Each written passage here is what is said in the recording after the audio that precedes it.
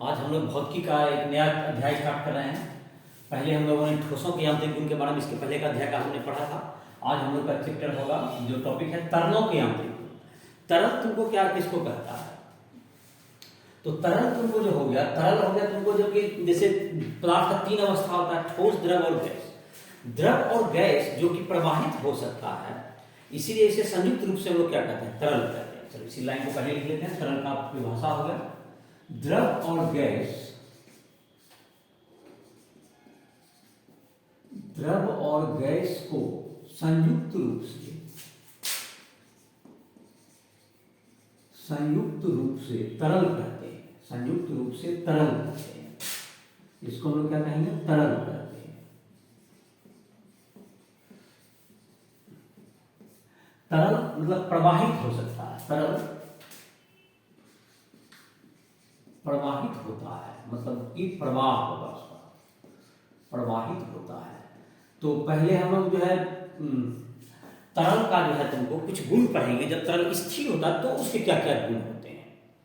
तो तरल का जो पहला गुण है, जिसको हम लोग तरल का जैसे आज के लेक्चर में हम लोग पढ़ेंगे, जिसको हम लोग स्थिर रहता है, स्टैटिक्स भी कह सकते हैं। तरल का स्टैटिक्स, और इसको पानी के संदर्भ में अगर देखें तो हाइड्रोस्टैटिक्स भी इस पार्ट को हम लोग कर सकते हैं।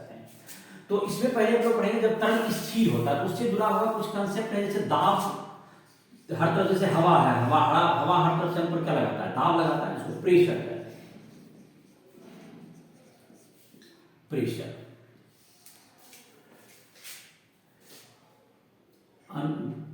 किसी पदार्थ के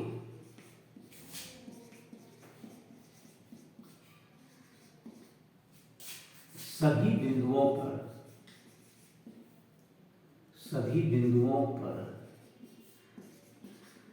अनुप्रस्थ काट के लंबवत, सभी बिंदुओं पर अनुप्रस्थ काट के लंबवत, अनुप्रस्थ काट के लंबवत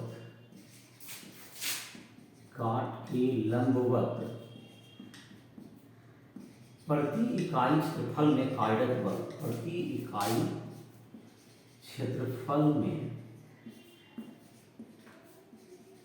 कार्यरत बल दाब कहलाता है। कार्यरत बल का कॉमन लगेगा, दाब कहलाता है। इकाई क्षेत्रफल में जो बल लगेगा उसे हम लोग क्या कहते हैं? दाब कहते हैं। जैसे कि ये एक वस्तु है, हर तरफ से बल लगाओ, इसे लंब इस तरह से लगाएंगे बल, सब तरफ से दाब, तो ये जो बल लगेगा ये क्या हो जाएगा? तो एक इकाई, और इसके क्षेत्रफल से क्या कर दो, ये बल हो गया। ये सब क्या होगा? तुम्हारा बल हो गया, जो कि इसके लंबवत हो गया, अनुप्रस्थ काट के। किसी भी बिंदु पर स्पर्श रेखा खींचेंगे तो उस पर लंब होना चाहिए। तो इस तरह का बल अगर कार्य करे किसी भी चीज पर, तो दाब बराबर क्या था? बल बटे क्षेत्रफल। दाब बराबर क्या हो गया तुमको? सब तरफ से लगने वाला बल बटे क्षेत्रफल। तो दाब को संकेत प्रेशर होता है इसका इंग्लिश, तो इसका संकेत क्या देते हैं लोग? पी देते हैं। और बल का संकेत क्या होता है? एफ। अब बटे ए हो गया, पी बराबर एफ बटे ए।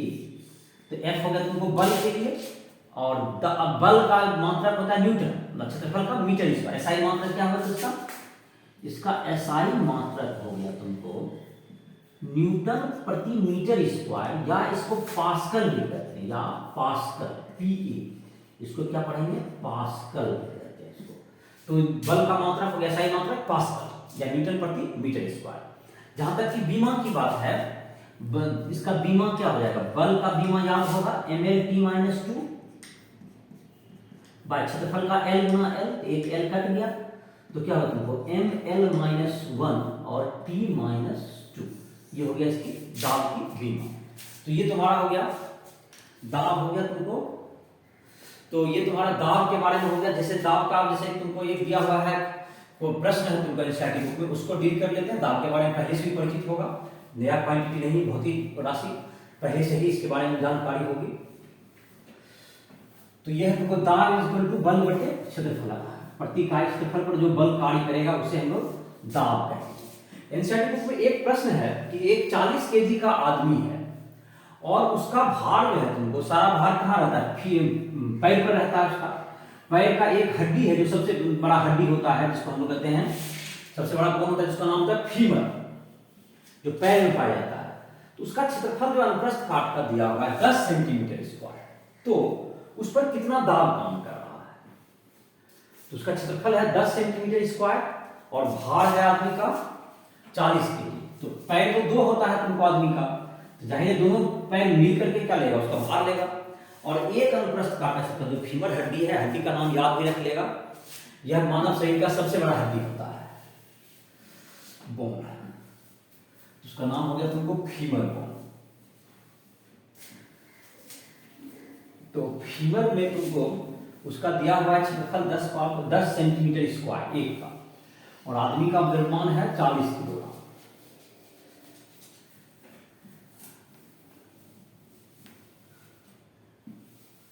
तो पहला उदाहरण देख लेते हैं।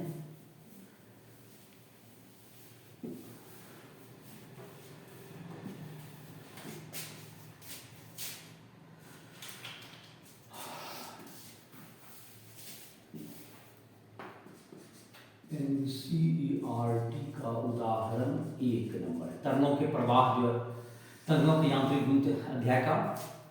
तो एक है इसमें 40 केजी का आदमी है, तो कितना बल लगाएगा वो? F इक्वल टू mg हो जाएगा भार उसका, तो 40 गुना g का मान 9.8 ले लो, तो इसको कैंसिल करोगे, पॉइंट जुड़ाओगे तो यहाँ 40, तो 40 4 से कट गया, तो ये 392 न्यूटन। और एरिया जो तुम्हारा होगा क्षेत्रफल, कुल क्षेत्रफल,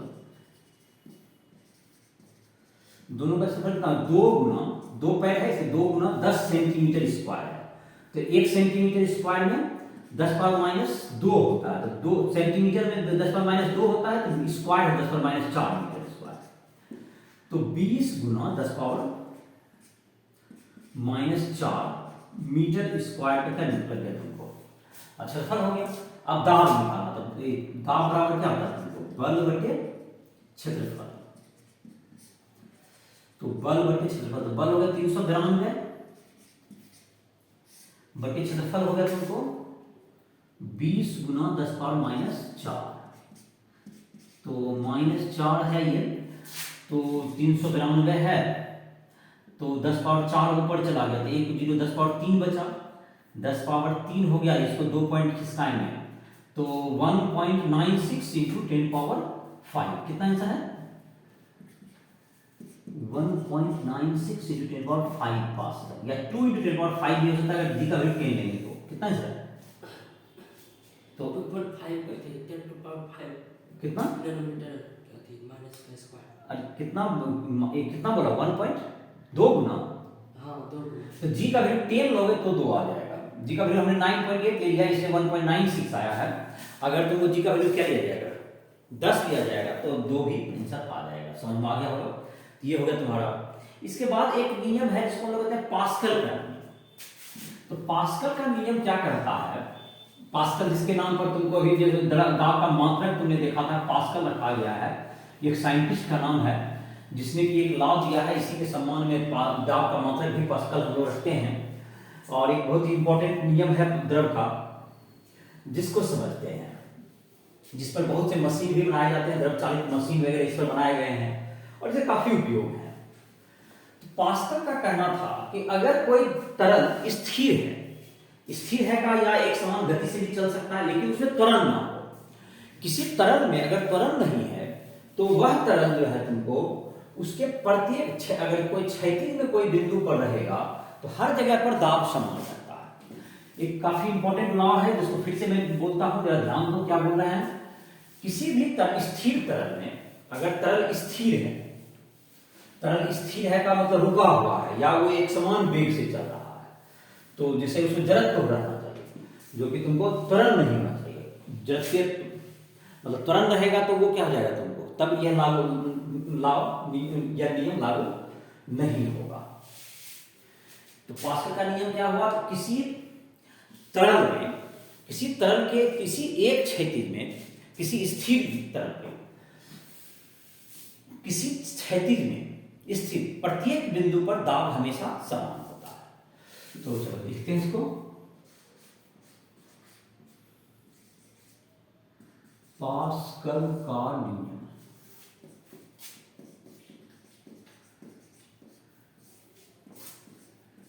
PASCAL, पास्कल लॉ। किसी तरल के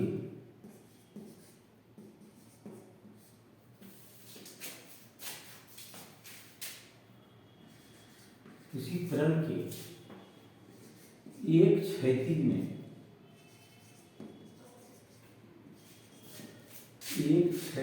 में उपस्थित प्रत्येक बिंदु पर दाब समान होता है। दाब समान होता है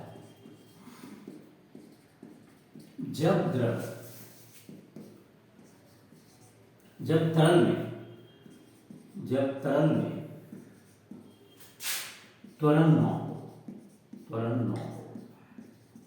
अगर उसमें त्वरण नहीं हो, किसी जब फ्रेम से देखें तो उसमें जो है तुमको प्रत्येक बिंदु पर, जो तरल के प्रत्येक क्षैतिज में अगर कोई बिंदु है तो उसके हर बिंदु पर, जैसे कि यहाँ पर एक तरल बनाइए, ये स्थिर तरल है, रुका हुआ है, तो एक क्षैतिज किसको होता है, जैसे ऊपर से नीचे उदग्र हुआ, ये क्या होगा तुम्हारा उदग्र, और ये हुआ क्षैतिज। यहाँ पर कोई क्षैतिज में कहीं भी, जैसे एक पॉइंट ये ले लें और इसके ठीक सामने यहाँ भी पॉइंट ले लें, तो ये दोनों पॉइंट का दाब कभी भी क्या रहेगा, स्थिर समान होगा। यहाँ पर दाब, इसका दाब और इसका दाब, अगर पॉइंट है ए और ये पॉइंट है बी, अगर समान क्षेत्र में है, समान क्षेत्र, सेम क्षेत्र में, समान क्षेत्र या क्षैतिज में, क्षैतिज में मतलब हॉरिजॉन्टल लेंगे कहते हैं इसको, क्षैतिज को हॉरिजॉन्टल, HORIZONTAL हॉरिजॉन्टल में है, तो एक क्षैतिज में है, तो यहाँ पर ए और बी बिंदु का दाब क्या रहेगा, समान रहेगा, PA बराबर P।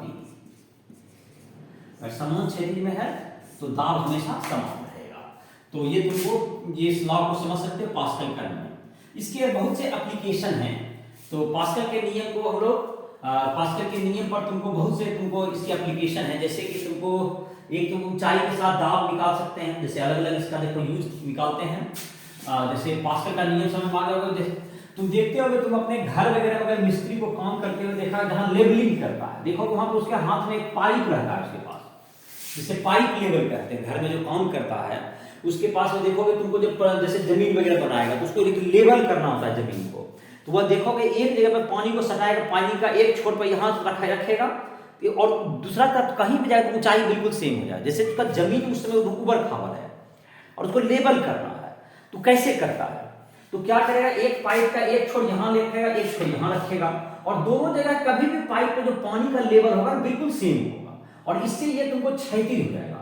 और यहाँ से मानते हैं यहाँ से ऊंचा है जमीन, हमको यहाँ से देखेंगे, यहाँ से नाप लेंगे कितना नीचे जमीन है, यहाँ से फिर नाप लेंगे, दोनों का लेवल हमको समझ में आ जाएगा, दोनों पॉइंट पे कितना लेवल का अंतर है। क्योंकि जमीन तो ऊबड़ खाबड़, उससे लेवल पता चलेगा नहीं, तो ऊपर से ले लीजिए उसको, पाइप से लेवल करते हुए देखा होगा तुम काम करते हुए, तो वो भी तुमको इसी नियम का पालन करता है। अगर एक क्षैतिज में पानी सेम हाइट का चला जाएगा, जैसे देखो तुमको अभी बताते हैं उसका हाइट के साथ कैसे बदलता है। गहराई के साथ दाब में परिवर्तन, यही हेडिंग दे सकते हैं। गहराई हो या ऊंचाई हो, उसके साथ दाब में क्या होगा, परिवर्तन होता है तरल के अंदर। जाहिर हम लोग तरल का ही पढ़ाई कर रहे हैं, तो लिख सकते हैं इसको, गहराई के साथ दाब में परिवर्तन।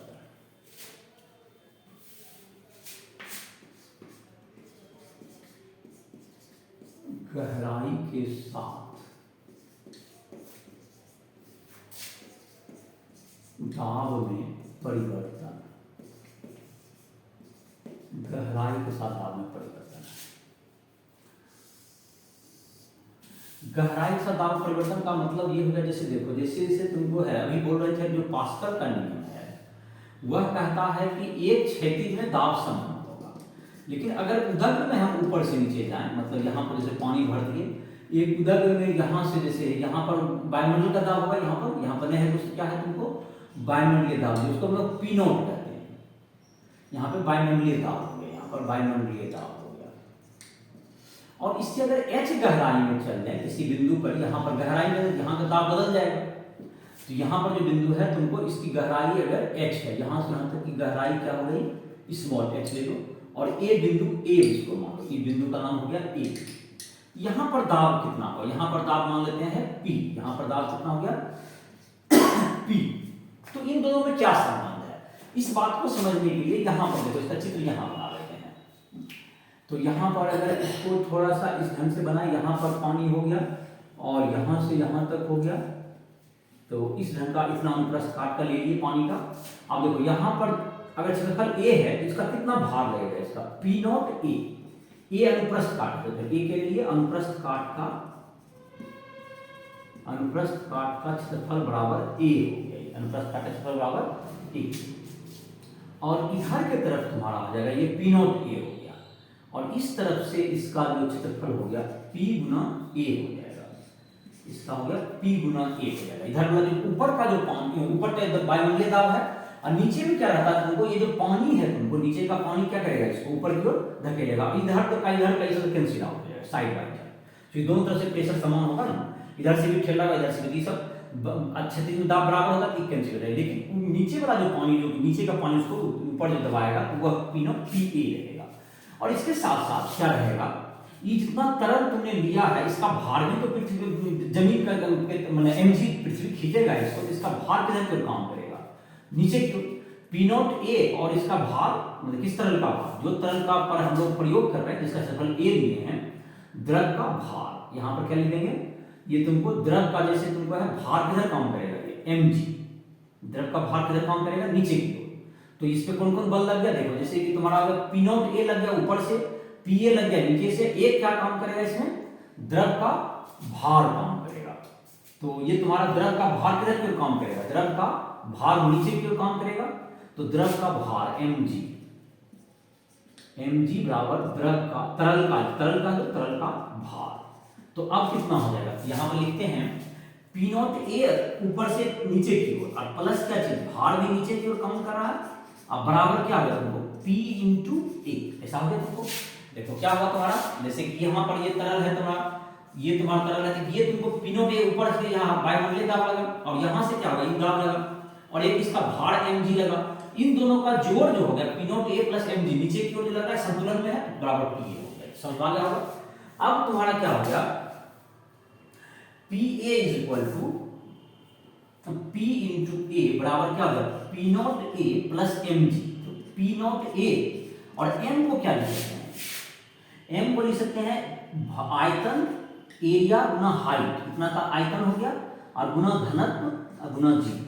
तो हाइट का था h डेप्थ में देख रहे हैं, क्षेत्रफल गुना हाइट ऊंचाई क्या होगा थोड़ा आयतन, और रो हो गया तुमको तरल का घनत्व, रो क्या हो गया यहाँ पर तरल का घनत्व, तो आयतन द्रव्यमान गुना g, mg हो गया तुम्हारा, द्रव्यमान गुना घनत्व क्या हो गया आयतन, तो रो बराबर तरल का घनत्व, ये कट गया तुम्हारा, तो क्या होगा तुम्हारा P बराबर P not plus rho g H, P बराबर P not plus rho g H, P बराबर P not plus rho g H, ये हो गया तुम्हारा पेंच जी का, इसका दाब में पर दाब निकल गया, यहाँ पर तुम्हारा H गहराई पर क्या होगा, दाब निकल जाएगा तुम्हारा, और यहाँ पर ये वायुमंडलीय दाब हो गया P नॉट और प्लस रो जी एच, रो जी एच में क्या क्या हो गया, रो हो गया तरल का घनत्व, G हो गया द्वितीय त्वरण, और H हो गया तरल का गहराई या ऊंचाई, यहाँ पे जो तरल यूज करना चाहो। और इसी पर जैसे एक प्रश्न देख लेते हैं, उसके बाद फिर बढ़ते हैं, तुमको वायुमंडलीय दाब वगैरह जैसे बैरोमीटर काम करता है उसका अलग थोड़ी लेंगे, एक उदाहरण दिया हुआ है उसको ले लेते हैं पहले। तो उसमें है उदाहरण में तुमको कि दूसरा नंबर जो तुम्हारा एनसीईआरटी उदाहरण है, तो 10 मीटर गहराई पर तुमको चले जाएगा पानी के अंदर, जिसका घनत्व है, पानी का घनत्व याद रखना होगा 1000 kg प्रति मीटर क्यूब, एसआई मात्रक में, और सीडीएस मात्रक में होगा 1 ग्राम पर सीसी। तो इसमें प्रश्न है कि पानी के अंदर अगर 10 मीटर गहराई पर कोई चला जाए तो कितना दाब होगा। तो हम लोग जाहिर है कभी प्रश्न निकाल चुके हैं इसका फॉर्मूला, उस पर हम लोग प्रयोग कर सकते हैं। एनसीईआरटी का उदाहरण दूसरा कर सकते हैं, इसको सेकंड नंबर उदाहरण है हम लोग के अध्याय का।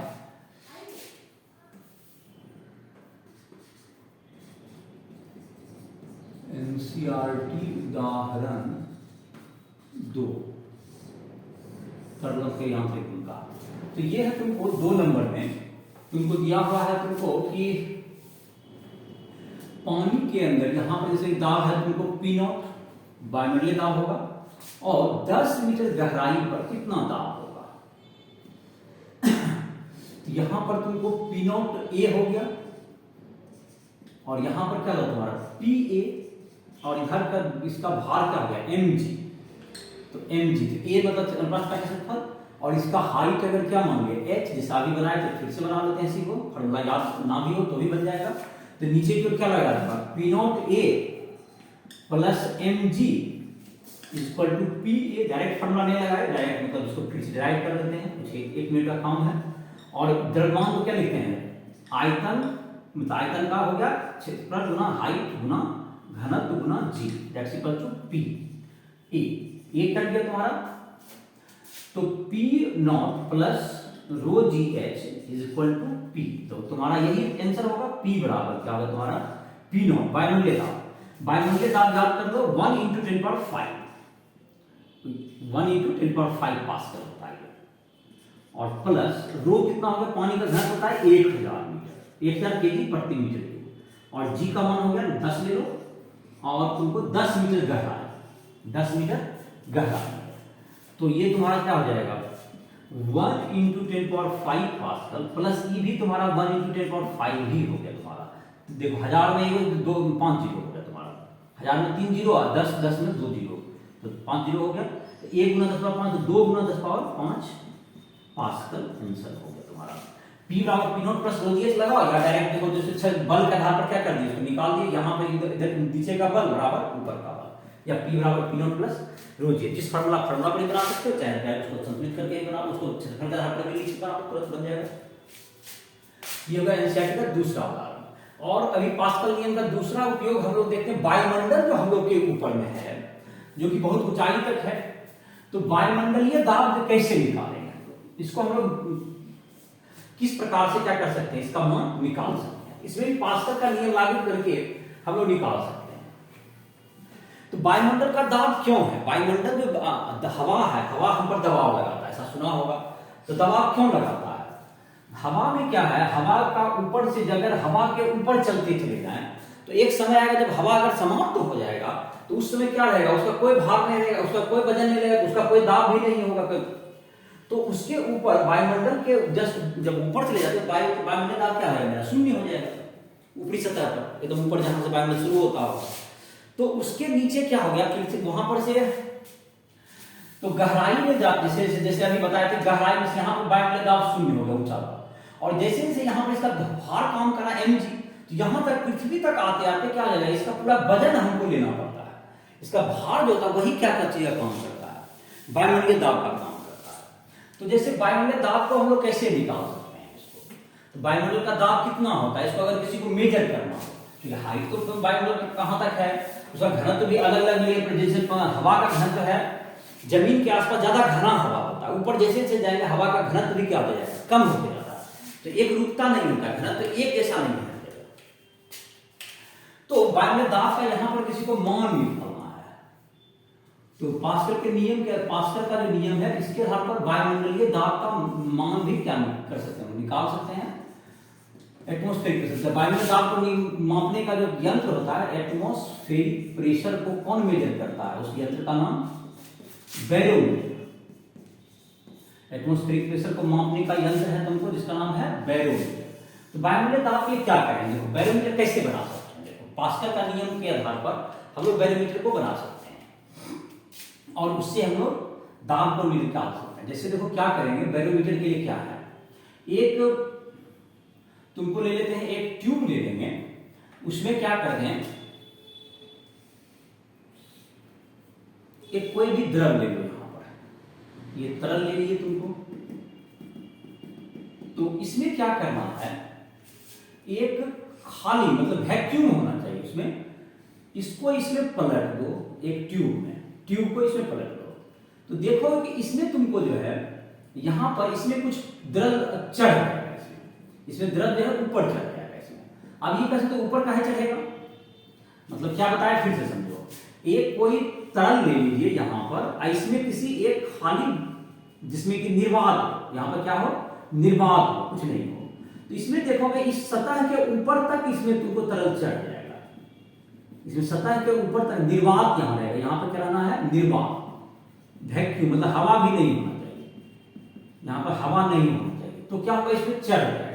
अब तुम ये कह सकते हो इसमें काहे चढ़ेगा, तो बात क्या है कि यहाँ पर देखो पास्कल का नियम जो होता था, जैसे कि ये जो तुम्हारा है ये पार्ट देखो, तो पास्कल का नियम कहता है कि यहाँ पर जो दाब होगा, एक क्षैतिज में दाब क्या होगा, हमेशा समान होगा, ऐसा आपने कहा, एक क्षैतिज में दाब क्या होगा, समान होगा, और यहाँ पर चूंकि वैक्यूम है, यहाँ पर वैक्यूम में कुछ है ही नहीं ऊपर, तो इसका मतलब यहाँ पर दाब ही नहीं है, तो दाब को, यहाँ पर दाब को सेम करने के लिए क्या होता है, इस ऊंचाई तक ये तरल उसमें चलेगा, कुछ ऊंचाई तक जब तरल चढ़ेगा तो उसका भार उसके दाब की क्या करेगा, बराबरी करेगा।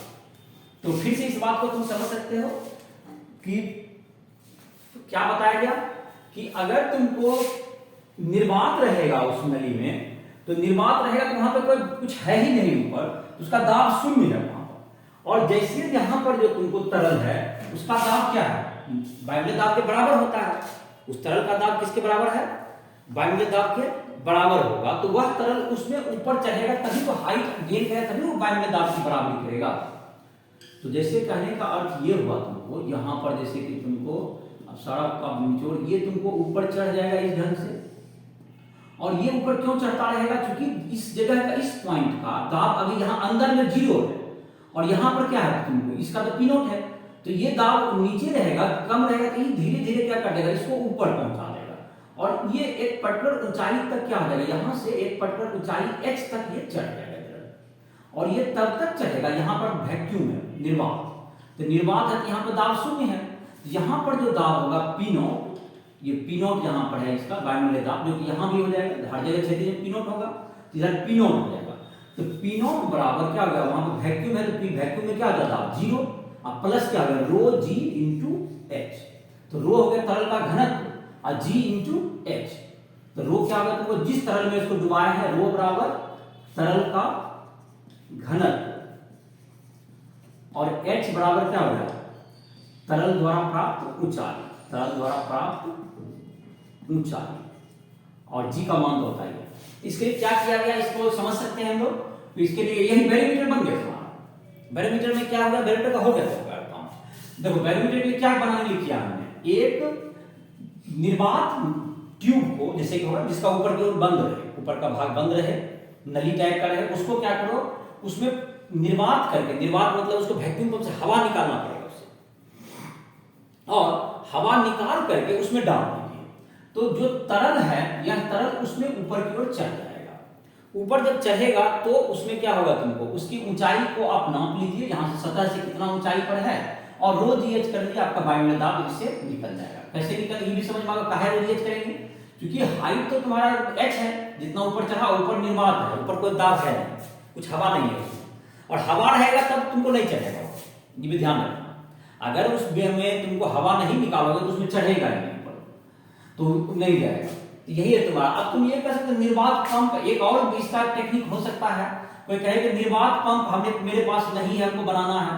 तो ऐसा कर सकते हो, जो तरल इसमें रखे वही तरल इसमें डालो, जो पाइप, जो ट्यूब है ना तुम्हारा, उसमें क्या करना है, वही तरल डाल दो, और हाथ से मतलब उंगली से बंद करके उसको अंदर में जाकर खोलना, मतलब पानी में उसको डुबा दो, जिस तरल में है उसको डुबा करके उंगली से पहले बंद करके किए रहेगा, और जैसे अंदर जाएगा बस उंगली से क्या कर देगा, उसको खोलेगा, तो तुम देखोगे धीरे धीरे इस तरह ऊंचा रहेगा थोड़ा सा, तो ये जो तरल है ना, जैसे ऊंचाई ज्यादा हो जाएगा, अगर मान लो जैसे अगर मरकरी यूज करें, मरकरी, तो ये तो लगभग 76 से 77 सेंटीमीटर तक चलेगा, 76 सेंटीमीटर तक चलता है एक वायुमंडलीय दाब सामान्यतः। अगर हम 1 मीटर का ट्यूब रख लिए, इसको ये जो नली है, तो 1 मीटर अगर मरकरी इसमें भर के हम इसमें डालेंगे तो क्या हो जाएगा तुम्हारा, 1 मीटर मरकरी डालेंगे तो 1 मीटर अंदर यहाँ पर जो दाब होगा, जैसे देखो अब जैसे अगर ये साथ समझे, तो 1 मीटर मोटा, 1 मीटर ऊंचा डाल दिया, अब 1 मीटर ऊंचा डाल, यहाँ का दाब क्या होगा, बढ़ गया, क्योंकि हाइट ज्यादा नहीं है यहाँ पर, तो रो G गुना 76 सेंटीमीटर होना चाहिए, ये ज्यादा है तो क्या होगा यहाँ पर तो क्या ज्यादा होगा, तो इसका दाब ज्यादा होगा, तो ऑटोमेटिक इसमें पानी में चलने लगेगा, तो पानी में इसका कुछ पानी जो है ना, 1 मीटर वाला जो पानी पूरा भरा होता है जो द्रव, वह धीरे धीरे क्या हो जाएगा, यहाँ पे इसमें चला जाएगा, इस बात का मतलब ये हुआ कि सतह पर जो होगा तो अब धीरे धीरे घट के फिर 76 सेंटीमीटर ही ऊंचा बचेगा। अगर मरकरी रहेगा तो क्या होगा तुमको 76 सेंटीमीटर ही ऊंचा बचेगा। तो एक बार बिना निर्वात के ही बन गया, क्योंकि जब पानी भर का हवा तो उससे क्या हो जाता है, निकल ही गया। और हवा जब निकल गया तो उसको क्या किए, फिर से उलट दिए उसमें, और इस तरह से क्या होगा तुम्हारा उल्टे जाए उसको पानी के सतह पर से, तो फिर क्या होगा तुम्हारा धीरे धीरे अपना इसका लेयर फिर डाउन हो जाएगा और 76 सेंटीमीटर पर आगे रुक जाएगा। उसे तुम बाइंड आप क्या कर सकते हो, निकाल सकते हो, तो ऊपर निर्वात ही रहेगा। तो ये तुम्हारा हो गया, इसको क्या कहते हैं लोग, इस तरह का यंत्र को हम लोग तो सामान्यतः किस तरह का यूज करते हैं। अब देखो जैसे कि अगर हम लोग यूज करेंगे पानी वगैरह का, तो एक होता है पानी चिपक जाता है, तो पानी में तुमको ये सब बेहतर नहीं होगा क्योंकि ऊंचाई उसमें बहुत अधिक चाहिए।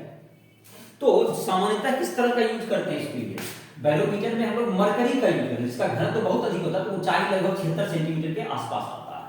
लेकिन सैद्धांतिक रूप से हम किसी का प्रयोग कर सकते हैं। मरकरी में कुछ सुविधाजनक है। एक तो मरकरी क्या होता है, तुमको चिपकता नहीं है उसको, हर जगह जहां से हटेगा पूरी तरह हट जाएगा। दूसरा चमकीला होता है, दिखाई पड़ जाएगा, और उसका 76 सेंटीमीटर जो दूरी है तो लेबोरेटरी वगैरह में हम लोग नाप सकते हैं। अगर पानी कर देंगे तो तुमको ज्यादा आ जाएगा 76 गुना करीब करीब 13.6, तो तुम्हारा 1000 मीटर चल जाएगा लगभग।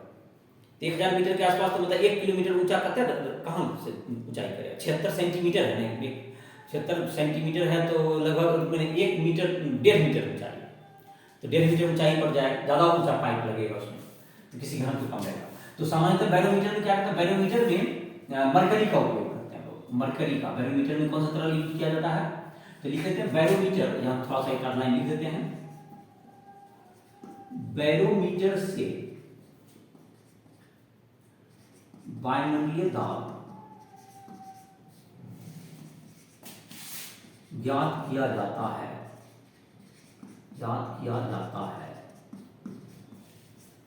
जिसमें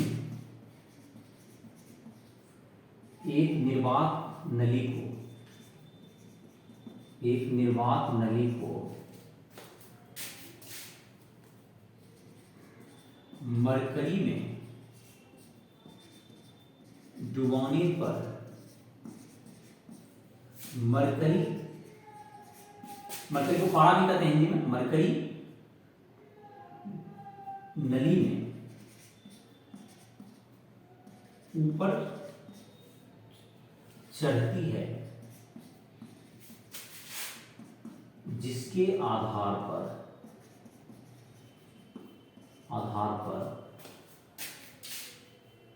P0 बराबर रो जी एच का मान वायुमंडलीय दाब को बताता है, वायुमंडलीय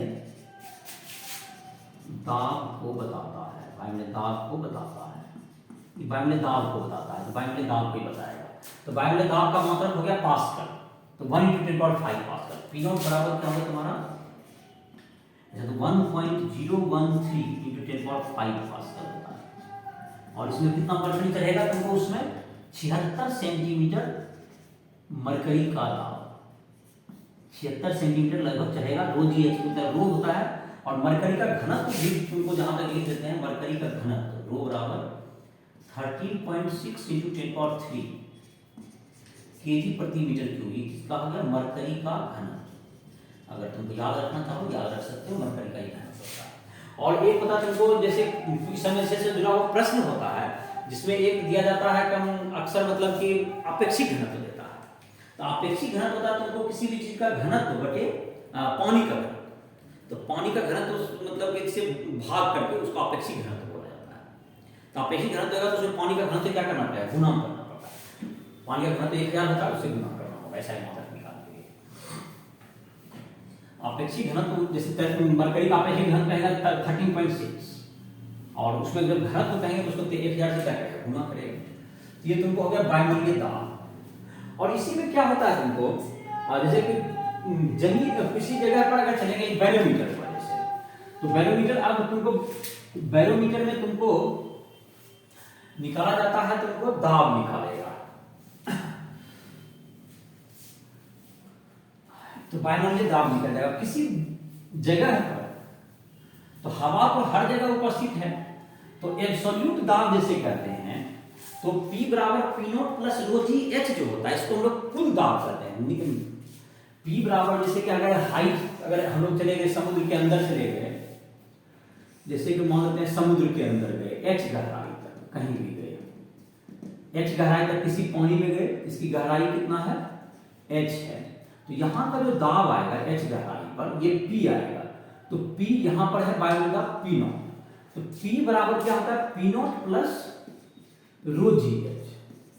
ये P जो हो गया तुम्हारा कुल दाब हो गया, ये कुल दाब हो गया, जिसको एब्सोल्यूट दाब भी कहते हैं, एब्सोल्यूट में चरम परम दाब, एब्सोल्यूट परम दाब उसको कह सकते हैं।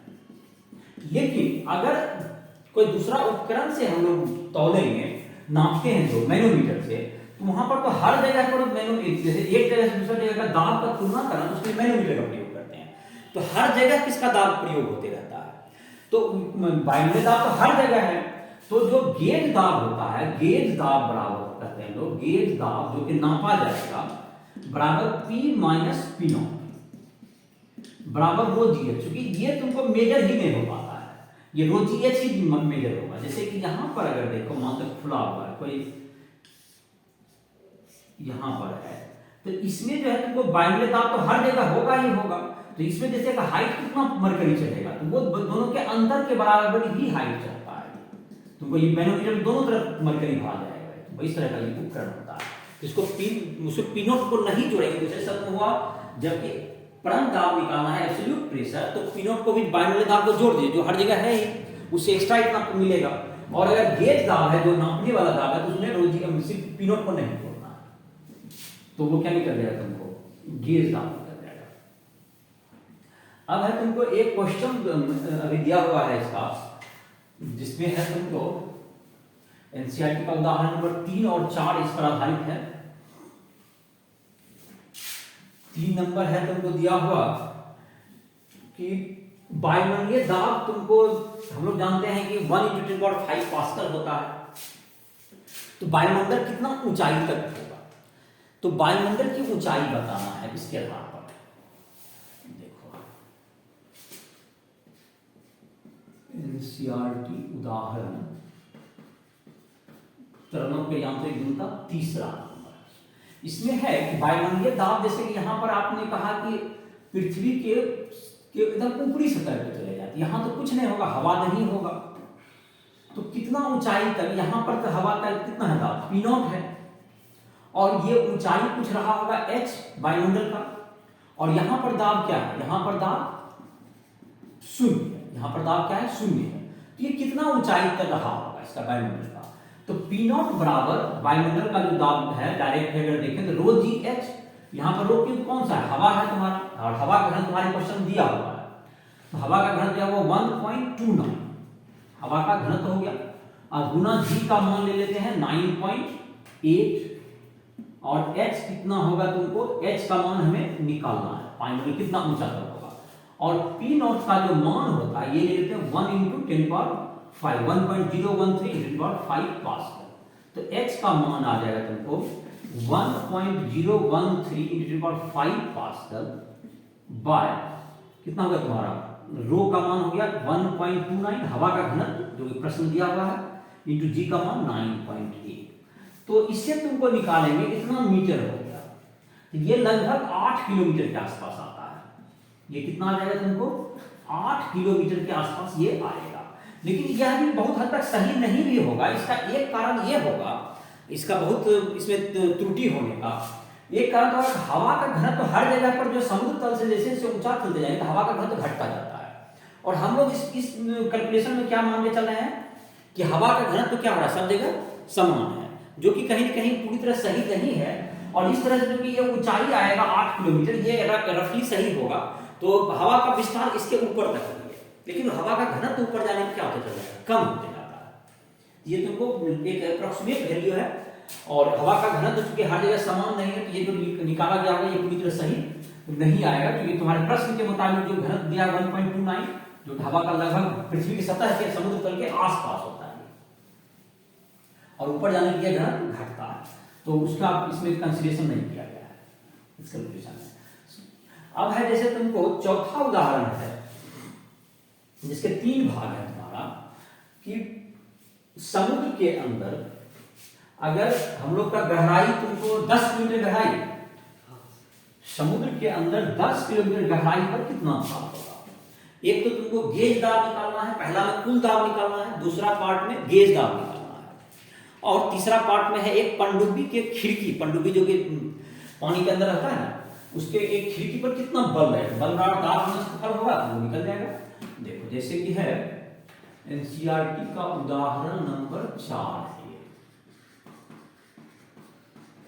उदाहरण 4 है, उसमें है तुमको इस उदाहरण 4 में हम लोग निकाल सकते हैं कि एक उदाहरण है तुमको 4 नंबर, जिसमें कि ये कहा गया है कि तुमको पृथ्वी के समुद्र के अंदर चले जाना है, तुमको गहराई, तो P बराबर क्या होगा, P नॉट प्लस रो दिए, ये फॉर्मूला तब तक याद हो गया होगा।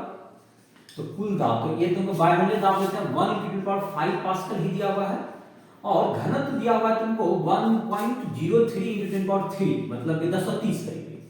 पानी, समुद्र का पानी थोड़ा खारा होता है, तो मतलब ज्यादा उसमें नमक होता है, तो घनत्व भी जैसे 1000 होता है जनरल पानी का, लेकिन 1030 यहाँ दिया हुआ है, 1.03 × 3 इंटू जी का वैल्यू ले लेते हैं 9.8, और हाइट जो है 10 किलोमीटर, 10 और यहाँ सही मात्रा चाहिए 10,000 मीटर। तो ये तुम्हारा आ जाएगा, तो कितना आंसर कितना आ जाएगा पहला पार्ट का, 1000 मीटर, 10,000। और आंसर पूरा बोलो, आंसर 104 एटीएम, 104 एटीएम। तो ये जैसे 1 × 10⁻5 हो गया, तो ये 104 गुना 103 गुना, लगभग हम कैलकुलेट नहीं किए, 103 गुना 10⁻5 आ जाएगा, 103 गुना 10⁻5 आ जाएगा लगभग, इसका जहां तक आंसर का पढ़ ले रहे हैं। तो 104 गुना 10⁻5 पास्कल हो गया। तो ये एक वायुमंडलीय दाब में 104 एटमॉस्फेरिक पर वायुमंडलीय दाब, 104 वायुमंडलीय दाब हो गया।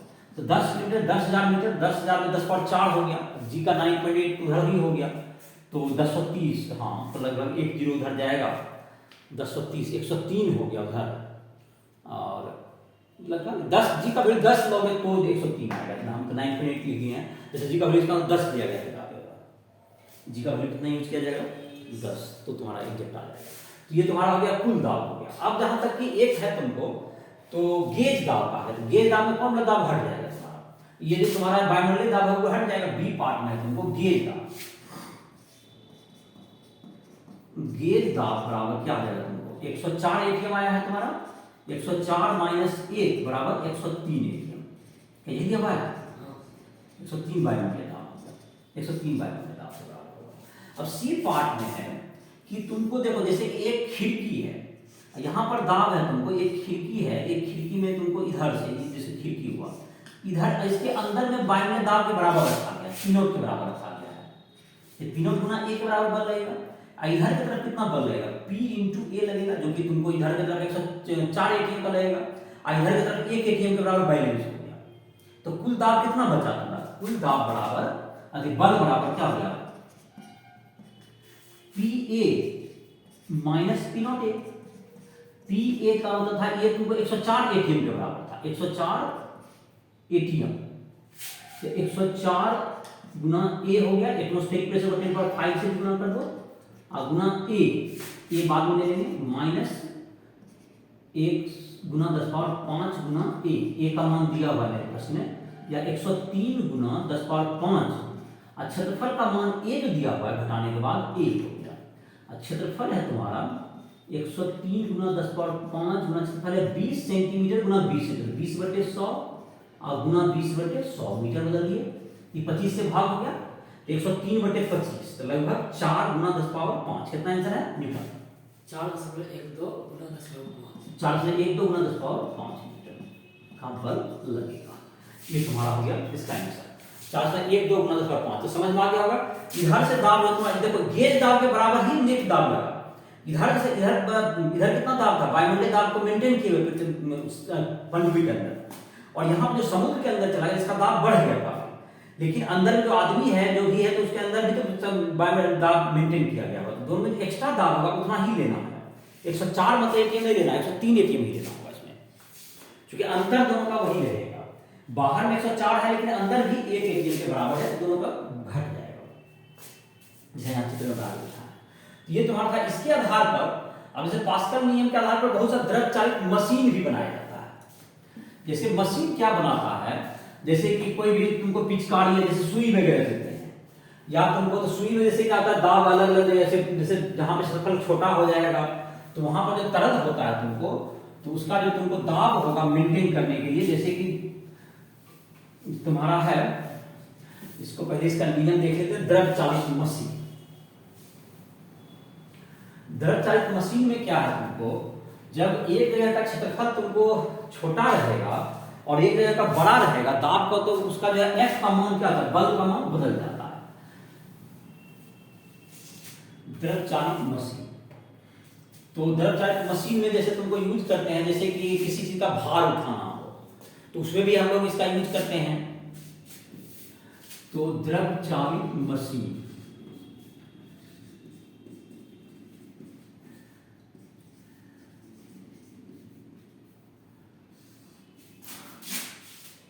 द्रव के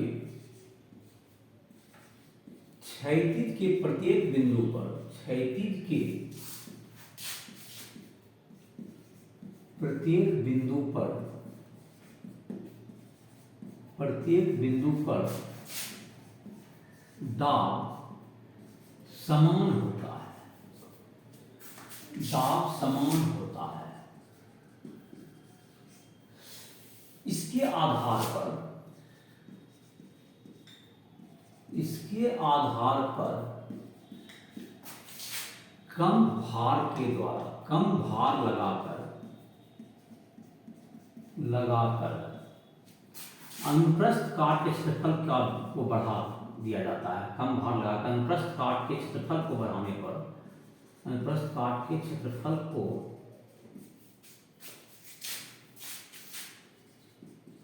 बढ़ाने पर अधिक भार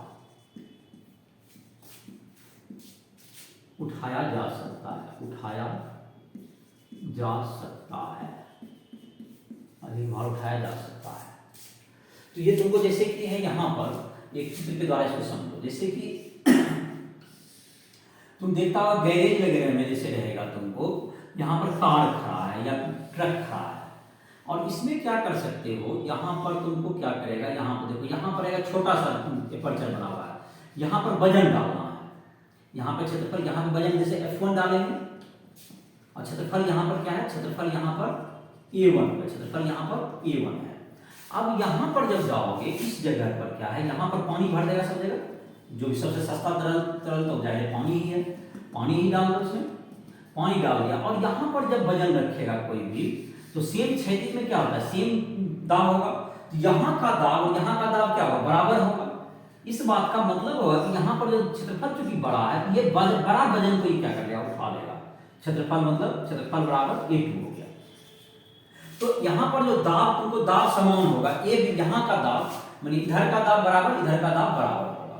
तो इसका मतलब F1 बटे A1 बराबर क्या होगा, तुमको F2 बटे A2 पास्कल के नियम से। और इसका मान की मतलब ये हुआ कि अगर तुमको ज्यादा भार का मतलब ट्रक का वजन उठाना है, क्षेत्रफल को अगर 100 गुना कम है, यहाँ 100 गुना कम लोड पड़ेगा। अगर क्षेत्रफल 200 गुना है, यहाँ पर क्षेत्रफल मान इधर के तुलना में, तो आफ्टर यहाँ पर 200 गुना कम वाट का क्या पड़ेगा, जरूरत पड़ेगा। तो इस तरह से क्या कर सकते हैं, किसी भी चीज से मतलब हल्का वजन डाल करके यहाँ पर भारी वजन को हम लोग क्या कर सकते हैं, ऊपर उठा सकते हैं। जैसे कि हम लोग गैरेज में काम कर रहा है, तो नीचे तो जैसे झुक के काम करना पड़ता तो नहीं बनता है, जिसको अगर हम हाइट को उठा ले तो हमको जो है स्क्रू ड्राइवर या किसी चीज से काम करना क्या हो जाएगा, खोलना आसान हो जाएगा कोई पार्ट को। तो उसको जैसे कि तो उसके लिए क्या करना होता है, इधर की तरफ एक मतलब यहाँ पर रहेगा, इधर की तरफ एक वाट लगाएगा, इसको फिक्स कर देगा, और इसको उसको ऊपर भी उठा सकते हैं। ऊपर उठा लीजिए आराम से, यहाँ पर क्या कर सकते हैं, बॉडी हाइट पे जा करके वहां पे वर्क कर सकते हैं, आराम से उसको खोल सकते हैं कोई चीज को, या कोई चीज को उठाने के लिए इसका प्रयोग किया जाता है।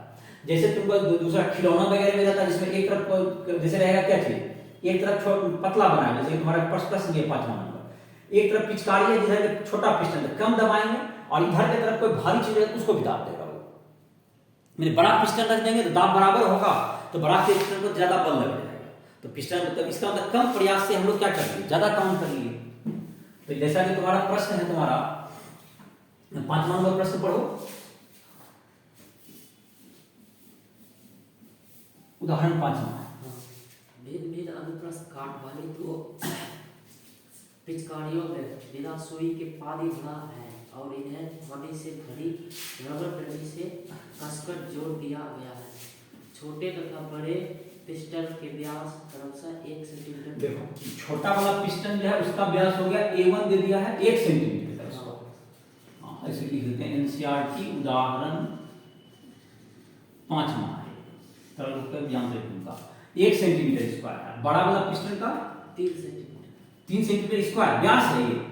बस अथी सेंटीमीटर खड़े हैं 1 सेंटीमीटर। व्यास अच्छा त्रिज्या है।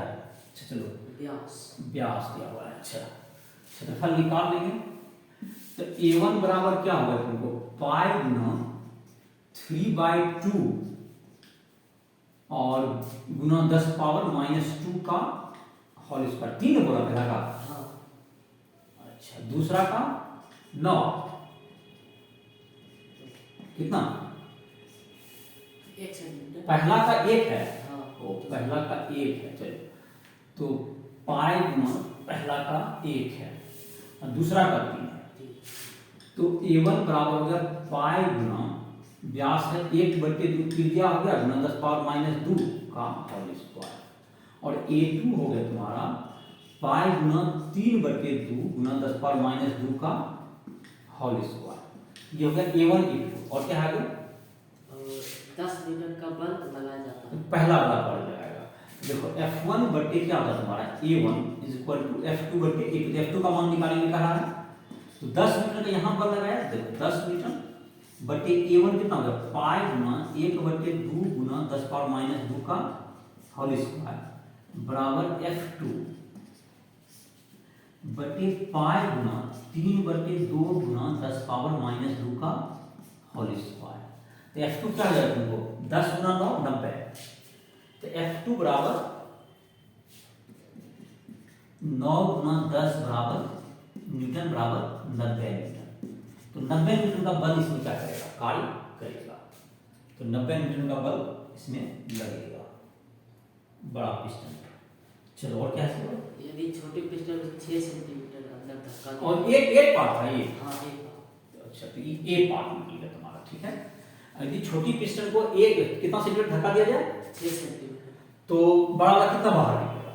तो देखो आयतन तो दोनों तरफ बराबर ही होगा ना। तो उसमें जैसे कि इसमें तो छोटा वाला का जैसे हो गया यहाँ पर छोटा वाला जैसे पिस्टन है यहाँ पर छोटा है तो ये जब जाएगा तो यहाँ पर बड़ा है। ये पिस्टन क्या रहेगा तुम्हारा इधर बड़ा है। मान लेते हैं इधर की तरफ का पिस्टन का साइज बड़ा है। लेकिन यहाँ पर अगर इसको धक्का देंगे तो जितना आयतन जाएगा यहाँ A1 गुना H1 या L1 बराबर क्या जाएगा A2 गुना L2। ये दोनों बराबर रहेगा।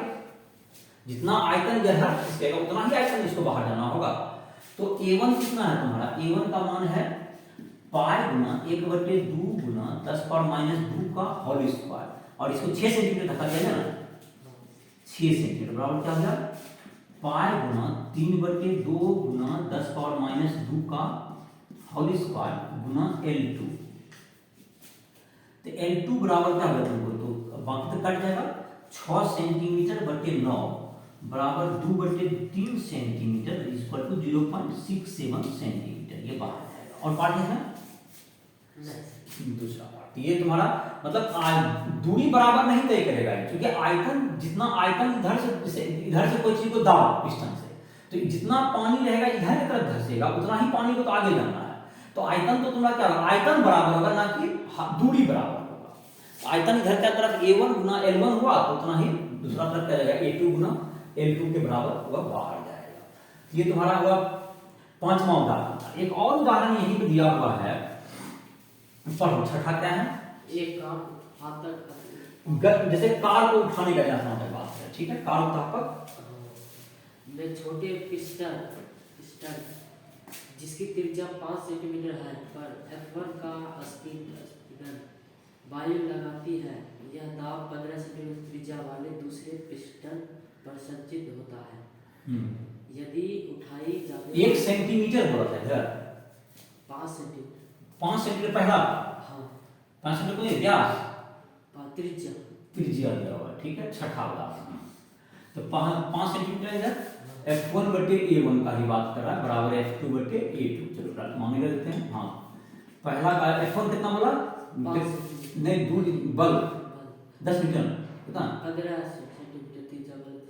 हाँ, उसके बाद आती है कार की सही 1350 किलोमीटर। और तो कार का द्रव्यमान कितना बल लगना चाहिए, F1 निकालना है। तो देखो कार का वजन दे दिया है, F1 बटे पाई गुना कितना होगा? 5 सेंटीमीटर था पहला का सर। हाँ 5 सेंटीमीटर त्रिज्या था, तो 5 में 10 माइनस 2 का होल स्क्वायर, इस पर कट जाएगा। ये है 1350 केजी का है, तो 1350 जी के बराबर लगेगा। 1350 केजी वजन है इसका, पाई गुना 15 सेंटीमीटर के त्रिज्या पड़ेगी, तो 15 सेंटीमीटर का, तो ये है तुम्हारा। अब ये 15 है तो तुमको ये 5 से कट जाएगा, पाई भी कट जाएगा, तो ये कितना होगा? 3 हो जाएगा तुम्हारा। तो इधर की तरफ जो mg तुम्हारा होगा F1 बटे mg इसको लिख सकते हैं। F1 को क्या लिख सकते हैं? चलो F1 को लिख दो, mg भी लिख सकते हो, या F1 बराबर कितना होगा? इधर कट के तुम्हारा क्या? 1350 जी बटे कितना बच गया तुम्हारा? 9 है, तो 150 जी। तो असफाल्ट लगाना 150 जी के बराबर, तो 150 के जी लोड। तो द्रव्यमान जो है तुम्हारा 150 किलोग्राम वजन दे करके, 150 किलोग्राम वजन जैसे इधर था मशीन पर, इधर की तरफ 1 तिहाई यहाँ रखा है इसका त्रिज्या, तो 1 तिहाई रखेगा, इसका त्रिज्या 3 गुना कर दिया त्रिज्या, तो क्षेत्रफल 9 गुना बढ़ गया। इसका जो कार 1350 किलो का, इसका जो क्षेत्रफल क्या मतलब कितना लोड चाहिए? 150 केजी लोड चाहिए, तो 1350 केजी के कार को क्या कर लेगा? ये ऊपर उठा लेगा।